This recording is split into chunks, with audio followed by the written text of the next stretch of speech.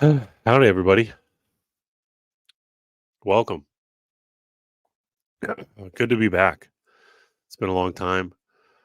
Um, Gonna hit the ground running. Lots of material, lots of things to catch up on. Um, Anonymous, Anomalous America series is going to get back up and running on Tuesday. Um, I've been throwing around the idea of live streaming that series at a different time of day, and I've been playing around with that. So it may still be an early morning show, but if it is, it'll be the last week of that. And going forward, it'll probably be a mid to late afternoon Pacific Standard Time show, getting back to pumping that out once a week. Um, really been putting in a lot of hours lining up the next few states. And for those who haven't seen it or don't remember, Indiana is our next state. So looking forward to getting that back up and running. In this episode today, it's going to be kind of a continuation of my Yucatan, Mexico, Atlantis, whatever kind of terminology, pre-flood, pre-reset, or pre-multiples, as we're going to talk about here in this episode, and what that means. And as you can see by the thumbnail, the Chinese, the ancient first settlers of America. Now, it goes without saying, as I've stated before, but I will repeat myself that, when it comes to reading newspaper articles, there's often a lot of things I don't necessarily, agree with or share the same perspective as the author.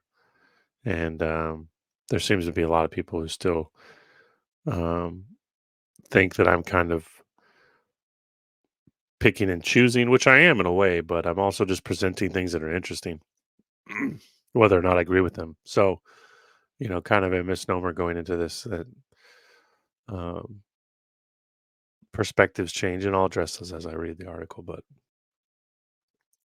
just to be, open to the material and see what people were finding, for a lot of the information when it comes to this kind of like Tataria or whatever you want to call it, post cataclysmic age, so to say, antediluvian, post diluvian. Something I've been pointing out throughout, probably one of the most popular themes throughout my video series has been that, we were literally standing on top of buried races, buried civilizations, and in some cases, one, two, three, four, or more. And going through the Anomalous America series, I think that's kind of probably my number one theme. That there has been a kind of clockwork um, movement to these ages of man, and that the slate is wiped clean, so to say. And but yeah, so anyways, enough rambling. It's good to be back. Looking forward to to reading your comments, and I'm going to try and do 3 or 4 videos a week, and s- I'll be kicking off some new um, material themes in January, and we'll talk about that around the end of the year. But I'm really looking forward to that. I'm going to be starting a Substack where I kind of portray more of my honest opinion about um, the nature of things in this realm we inhabit, and bringing in all these different materials, not just reading a specific article for what it is and allowing you all to come to your own conclusions. I'll be kind of putting my own stamp, so to say, on the things as I see them. And there'll be a little video series included in that. Um, but yeah, for some of you that don't know, I've been working on a book. Um, and I put that on the back burner about 5 or 6 months ago, maybe a little longer than that. and I look forward to in January getting into full swing. I'm going to be able to take quite a bit of time off work in the winter months, January, February, March, and I really look forward to setting some different things in motion. I'm working on a series called Archivist Adventures, where I'll actually be kind of going out and exploring some things, um, boots on the ground, so to say. And so I got a few plans for that. Really looking forward to starting that off.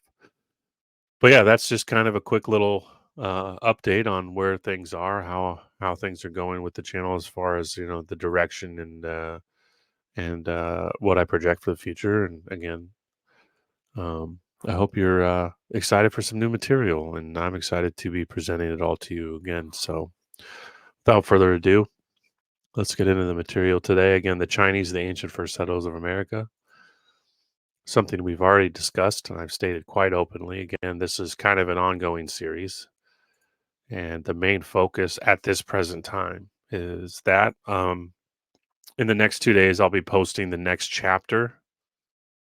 um, the next chapter of my Queen Mu, which is chapter one, funny enough. And I look to be putting those together at a more rapid rate. So you'll have a playlist finished by the end of the year. That's my goal. And as many of you know, I fail at meeting a lot of my goals, but I'm going to do my best. But yeah, so let's get into this here. This is from the Omaha Sunday Bee. It's amazing how many great articles come out of the Omaha Sunday Bee. It's quite amazing, actually. It's one of my favorites. From the 1890s through the 1919s or late teens, so many great articles with fantastic drawings, and this is no different. I've been saving this one, and I figured it was a perfect time to kick off the kind of back to presenting after a long hiatus. But yeah, so here we are. We're just going to read these captions on all these images, and then we'll get into the text. This one here says, at least 5,000 years ago, it would seem the Chinese sailing their junks across the Pacific discovered America. Now, as we get farther along in this series, I'll be kind of establishing the fact that I think that we came from here and went out. We, as in um, the human race. Whether expanding Earth theory contributes to this or however your kind of cosmogony opinions, and everyone's differ quite substantially. But again, the buried civilization on civilization on civilization, and we'll break down some of the languages and the overlays between the cultures that came from the Yucatan and not only spread into what we now call Asia today and India, but also the Mediterranean, Africa, Ireland, Britain, so on and so forth. And we'll tie this in with the kind of the religious lens, the Brahmins and the Druids and Wotan and Wotan and Odin and how this kind of all seems to go back to this antediluvian single type culture. I often use the word Atlantean, but that's more of a modern term, believe it or not. And yeah, pre pre ice age culture, so to say, and kind of tying this in again with religious stories and showing how many of these religious, the Bible mostly, but the Book of Mormon, the Quran, many others, the Torah, how a lot of their historical narratives are becoming far more uh, making a lot more sense here as America being the setting for those stories. And we're going to take this and we're going to go into kind of the King David, the 12 tribes, the 10 lost tribes, quote unquote. Why authors were writing that the lost tribes went beyond the South Pole, which is very interesting, as well as the North Pole. There were authors saying that they went beyond the quote wall, and that if you went beyond the ice to the North Pole, there would be a tropical land inhabited by a dark skinned race, similar to some of the stories I've shared with Beyond the Southern Realms. We'll tie this in with some of the subterranean narratives. Again, the kind of buried civilization stories. But yeah, I'm getting off course here. I'll zoom in a little here. Settling, they built a city, and in a grave of one of their number, many years after, a clay image of him was buried. This great city fell into ruins, perhaps through conquest, perhaps through earthquake, but the image lay safe. The first city was covered with earth, and upon it arose through centuries another splendid and mysterious one. This too fell into ruins, and upon it arose a third metropolis of the mysterious race, and still the image lay safe. At last, the third city was a place of ruins, but still under the remains of the first, the Chinaman's image lay. And at last, Professor Niven, digging, recovers the image to answer perhaps the enigma of the new world's beginning. This one here says clay image of a Chinaman found by Professor Niven. This is the one they found. Now, originally in this area, when they were digging several wells before archaeologists were involved, they found all kinds of crazy stuff. And they couldn't believe how far outside the city they had to go because they kept running into brick, stone, pavements, even as they called them, roadways, perhaps. In fact, in one story that I believe I've read in a previous video, they talked about going 100 miles outside of the city, and everywhere they dug, they found stone, masonry, and a kind of cement um, roadway, kind of like a flooring, 100 square miles, even. That's pretty incredible. One of the oldest monuments in Mexico, probably the work of the early Chinese invaders. And that's right here. And then this one here, all that is left of the ancient lost city of Tulum, which flourished 1,000 years before the Aztecs came and is now believed to have been built by Chinese. And then right here, Buddha like image found at Oaxaca, which also proves a prehistoric association between China and Mexico. Now, these images, again, as I've gone through in Almost America, I've shown that many of these, the farther they dug, they found some very similar things, and much of New Mexico, Arizona had endless relationships to quote Chinese. Now we'll dive into more. What is the Chinese? Who are the Chinese, and how the idea of who a Chinese person was altered quite drastically in the 1800s, and why the Chinese and the Manchu were at war with one another, and will connect not only iconography, religious beliefs, astronomical data, but also clothing and hairstyles, and showed the quite drastic relation between what we would call, quote, a Tartar and a Native American and a Manchu of Manchuria. And how, I've shared a lot in the past about America was identified as not only China, but as Katai, also India Superior, and in several places, Ethiopia, and why that's important, especially from a biblical context. We'll talk a little bit about um, why Columbus said that he landed in China when he or quote Asia uh, when he landed in Cuba, and why he was venturing to Cathay.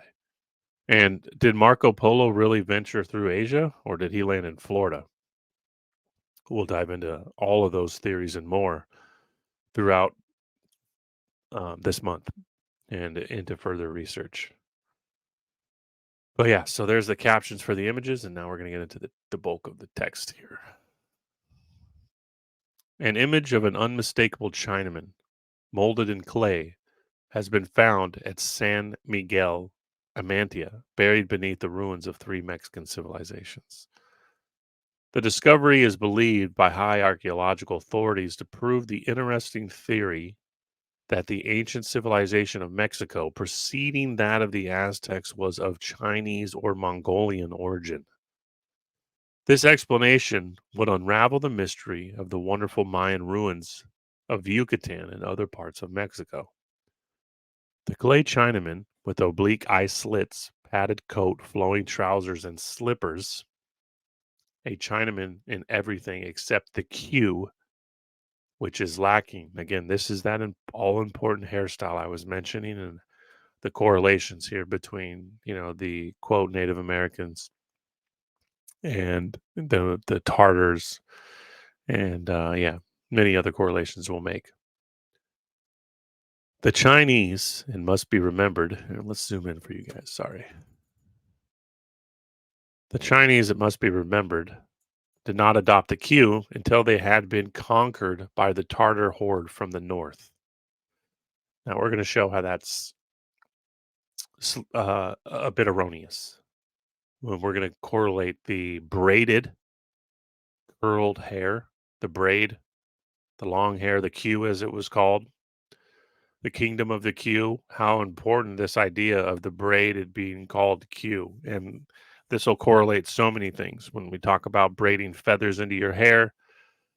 The sons of Eber, Hebrew, how a lot of the quote Native American cultures had undeniable Hebraic. That's kind of a misnomer, but um, yeah, um, the correlations are quite endless, and how this correlates to a period of time during and pre 1800s when, again, as we described here in the beginning of this video, that civilizations were wiped and then new ones flourished, and then they were wiped and then new ones flourished.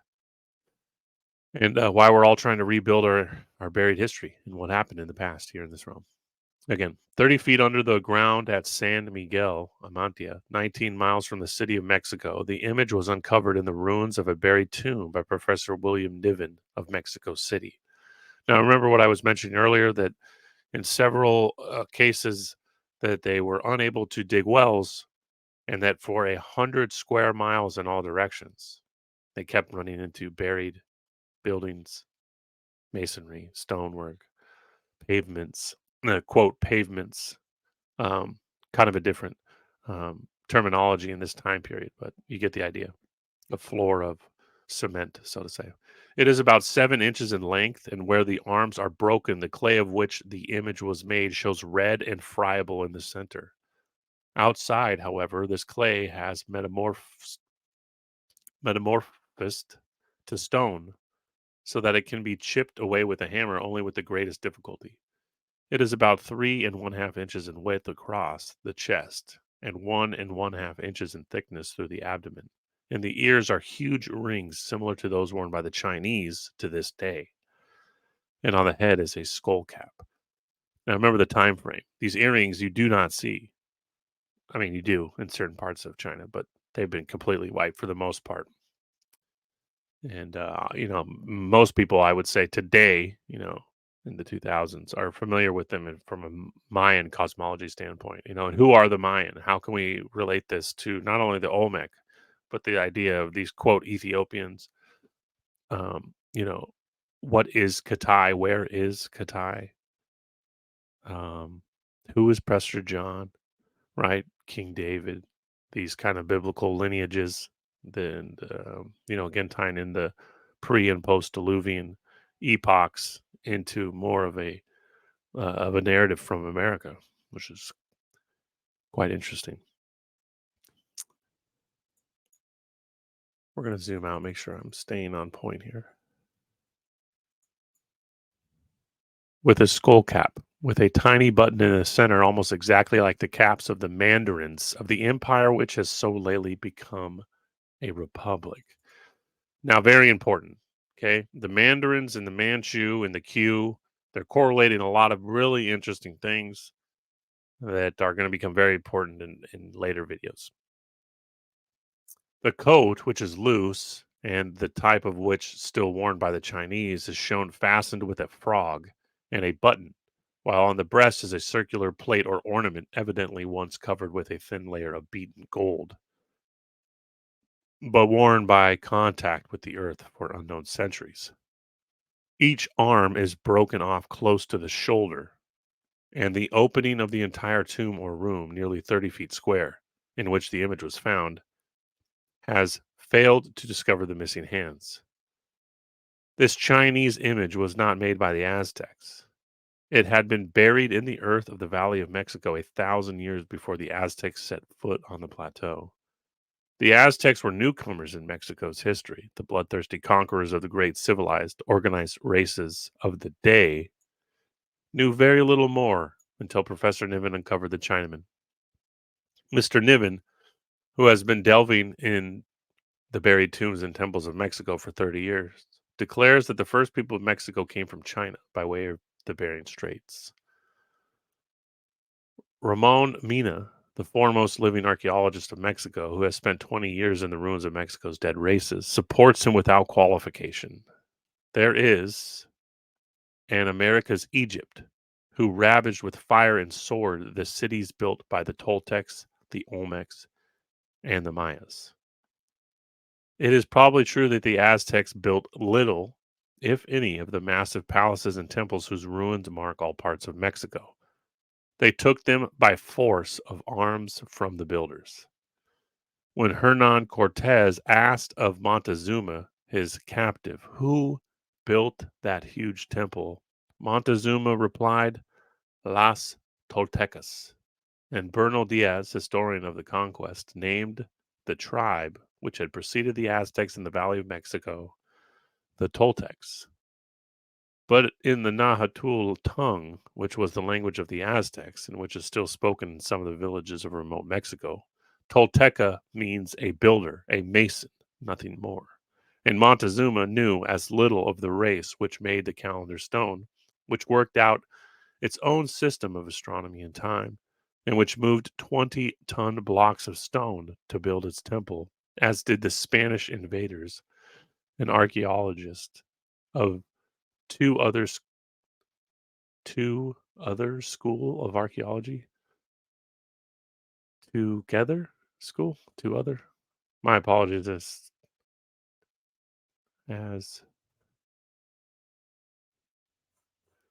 no two other school of archaeology whose members insist that the Aborigines of Mexico came from the east by way of a land connection across the lower end of the Gulf of Mexico.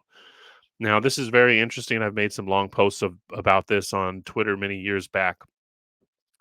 That a lot of these uh, kind of Toltecan, so to say, again, we've shown the correlations here with what they meant and how this correlates with the quote Masons, the Freemasons, right?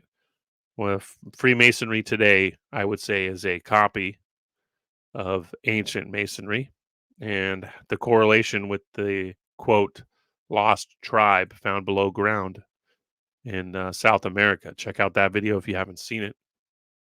But they found what the author deemed to be one of the lost tribes living below ground in an advanced cave system full of mahogany and amazing wood carvings and supporting quite a large amount of people. And they were practicing what he called Masonic ritual. And again, correlating the kind of idea of the lost tribes. You know, there were authors in the 1800s saying the lost tribes went underground. There were other ones saying that they went south beyond the South Pole. All of which are very interesting theories. But the correlation that I'm making here is that when we talk about a Tolteca being a builder, a mason, and that Montezuma, right, he didn't build these things. He came into this city. He said that himself, that the place was abandoned and in ruins. That's at least what he was told too by the people before him. And as we started up here with these images, right, that they go down and find four different cities destroyed by a different element. Now, the Aztecs talk about that there were four races, four ages of man, all destroyed by a different element. And that um, kind of creation story or their historical representation of the past is far outlives this. Um, these archaeological digs. And these archaeological digs basically proved the Aztec story to be incredibly accurate. You had a culture that was destroyed by fire, you had a culture that was destroyed by a flood, and you had a culture that was destroyed by an earthquake, or they called it a mud event, earthquake, possibly volcanic, or all three. And quite interesting, especially dealing with a lot of the subject matter that's talked about today when we talk about resets and um, the idea of a mud flood, and that you're finding the buildings we inhabit today going several stories below ground. And I've talked about the story that when I was in middle school, I took a tour of the subterranean world here in Portland, Oregon, and it went 3 stories below ground, and it was all old masonry, large timber, and it went literally, there was no end to it. We never went, okay, this is where it stops. I mean, the city follows a river, so it went to the river, and it went all the way into the hills. Portland's kind of a interesting city, is that it's capped on one side by a large range, not a mountain range, but you know, 800-foot hill range that flows downward into a river, and that this subterranean network goes right into the hill lines, and that there are some really big old, you know, Victorian-esque, late 1800s massive homes that have a subterranean connection. Um, but anyways, that this is worldwide and that it's everywhere. I mean, people that are fairly well versed in the mud flood um, idea understand this, and they can provide or have seen examples of this in whatever city they're in. And I was kind of nailing down this fact with throughout my Anomalous America series, that this is everywhere, the entire realm. All major cities are just built on top of older cities. And I can think of, Arizona, California, New Mexico being probably some of the best examples, especially Arizona, where they say that 3 or 4 of the major cities of Arizona, there's another city below it. And they were um, very much open about writing about this in the late 1800s. But I'm getting off subject. But again, correlating that this theme we're dealing with here in the Yucatan is worldwide. And when we get caught up on looking at the pyramids or looking at some of these amazing structures in the Yucatan, and don't get me wrong, they're amazing, that there is some insane stuff 50, 100, 200, 300 feet below ground. In my that one exact um, something that reminds me of that is in my Anomalous America Missouri series. We talk about 300 feet down a coal shaft. They found literally an intact city with, you know, stone roadways, masonry buildings. Incredible. And I think this is everywhere. So let's get back to this. Now comes the curious Chinaman, buried for at least 1,500 years, possibly more, to prove to the world that the Mongol was known in Mexico when the wise men followed the Star of Bethlehem. Now, I've talked about the Star of Bethlehem in my Sirius video, was the star Sirius, the Star of Bethlehem? Who are the Magi? I talk about the Druids, again, the Brahmin, these, as quote, astrologers, these magi. The term magi exists on all continents. And it's an incredible, important um, connection between all of these races, these kind of antediluvian theories. The image is not an idol. 9/10 of the figurines, which are called idols in Mexico, were indeed never intended as objects of worship. It is an ornament for the house of some prehistoric noble, probably the same man whose crumbling skull, shell, money, jade ornaments, and flower vase were found scattered around the Chinese image. Again, we'll talk about jade. I've posted a lot, and I know a lot of my YouTube followers aren't familiar with some of my social media posts. But the correlation with jade, jade masks, jade trinkets, jade necklaces, jade jewelry in general, here in Mexico, up the Mississippi, and you know the correlations with that, and the quote Asian cultures, and Manchuria and the Manchu and the Tartars and so forth is a really important correlation as well. Excuse me. This image, says Professor Niven, proves with indisputable evidence that the people who lived in the Valley of Mexico 10 or 15 centuries ago knew and were familiar with the Mongol type. The ruin in which I found it was in the remains of the third civilization in the pit which I had dug at San Miguel Amantia near Telanipantia. My apologies on murdering that. 19 miles from the National Palace in Mexico City. The first civilization, marked by a cement floor and the walls of concrete buildings, I found at a depth of 8 feet. 11 feet below it was the second civilization, of about the same grade of development as the first, and 30 feet and 3 inches from the surface of the ground, I came on a bed chamber or a tomb. I do not know which, in a third stratum of ruins which contained his knees and his skull, was of a decidedly Mongoloid type. Around his neck had been a string of green jade beads, another link which binds Mexico to China. As I was just stating, for real jade has never been found in Mexico in a natural state. Lying beside the body was a string of 597 pieces of shell. Now, this is really important because this correlates so much with some of my findings in Texas, Florida, especially, and up the Mississippi Valley. Not only the trading of jade and jade trinkets, but shells and beads, pearls, right? These things all are very important. And these same shells, remember, I found a burial chamber, a building made entirely of seashells in Arizona. And some of the most ancient Masonic emblems, symbols ever found were found not only here in Mexico, Guatemala, some parts of Brazil and Peru, but all the way up into Colorado, New Mexico, and Arizona. I say string, but the buck skin thong which had once borne them was long since rotted to dust, and the wampum or money lay at it had fallen from the string. With this money lay the greatest find of all, the little Chinaman.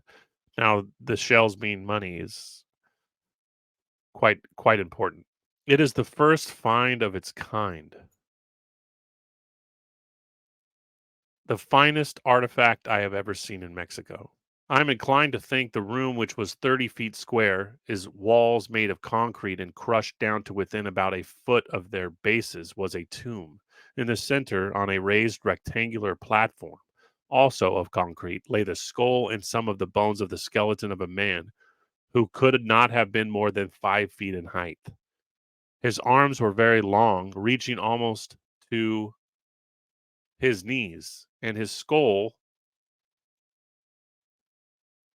was of a decidedly Mongol type. Around his neck, I apologize. This is reaching almost to.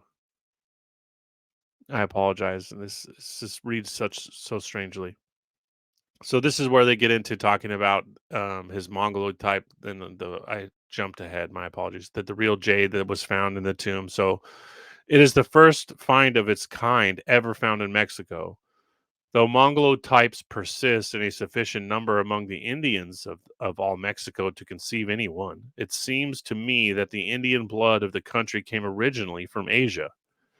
Near the skeleton, but off the platform, lay a flower vase about 15 inches in height, undoubtedly fixed with zotli, the yellow sacred flower of practically all the ancient races of this country. Undoubtedly, the tomb or room is a part of the ruin of a large city, and I have secured the aid of the National Museum, to whom the Chinese image will be presented, to clear away the 30 feet of earth, a sufficient distance around the shaft I have dug, to show what lies beneath. It must be remembered that this was not a god nor an idol, but an ornament, the image of some person, his portrait done in clay by some prehistoric sculptor. Thousands of images of men, women, and animals, and a very few of children are found in all ancient graves in this country. They were made for preservation in houses and to be buried with the dead. And I believe this was the image of the man whose skeleton lay on the platform in this buried room. How long was he buried? How long is required for the elements to deposit 30 feet of earth on a level surface? Yeah, that's a really important distinction, right? 30, 20, 11. The amount of earth buried on top of each of these civilizations is different. Not only that, the substance of which they're made of is also different. Making a rough guess without figuring the rates of deposition of the different classes of earth which make up this blanket, I should say not less than 15 centuries, possibly more. San Miguel Amantia, where I found the three buried cities, is a level plain 30 miles long by 10 miles wide. There is no trace of any cataclysm which might have buried the cities deeply and suddenly. Earth was deposited slowly over the first city. Then the second was built on top of that 10 or 11 feet of earth. Then came another period of centuries of depositions, and the third city was built. Above this upper ruin, nature laid another blanket of earth.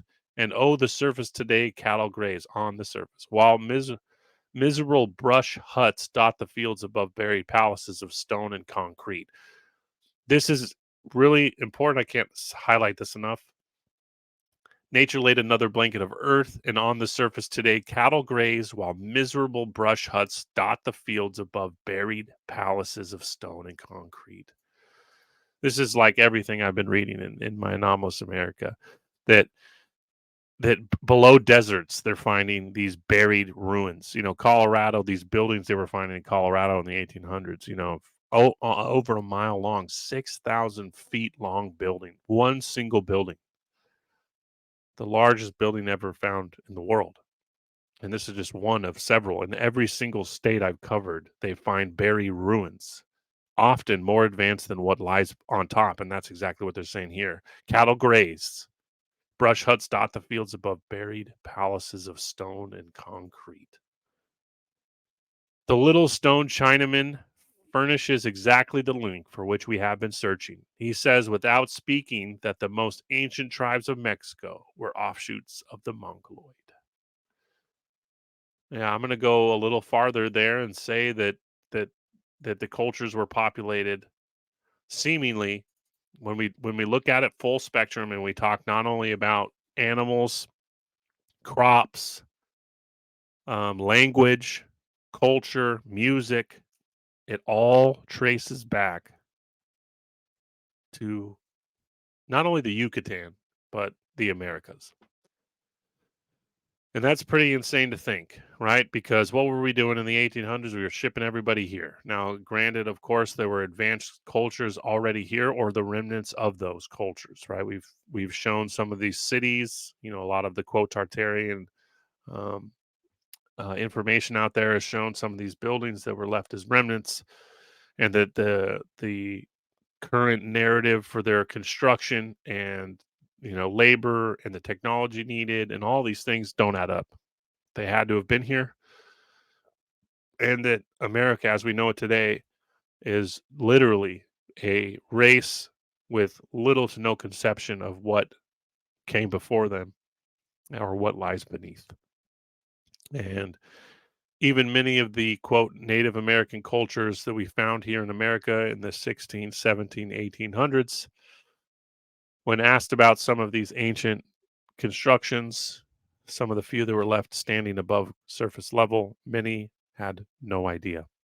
And that their forefather and, generation after generation after generation that they had laid in waste long before anyone knew differently. But yeah, so again, the Chinese, the ancient first settlers of America, I think a great not only image and representation of many of the things that we're discussing on this channel, but just a fantastic idea, that this is again from 1912 and it's getting in such a resurgence um, amongst a lot of you guys watching today, you know, just civilization on top of civilization. But yeah, um, it's good to be back. I missed you guys. Um, Thank you for tolerating some of my off topic rambling there. And stay tuned for more. Like I said, no later than Tuesday, we'll have Anomalous America, Indiana. We'll have another chapter of Queen Mu and a few more articles along this line of buried realms in the Yucatan. But as always, thanks for tuning in. Love you guys. Have a good day.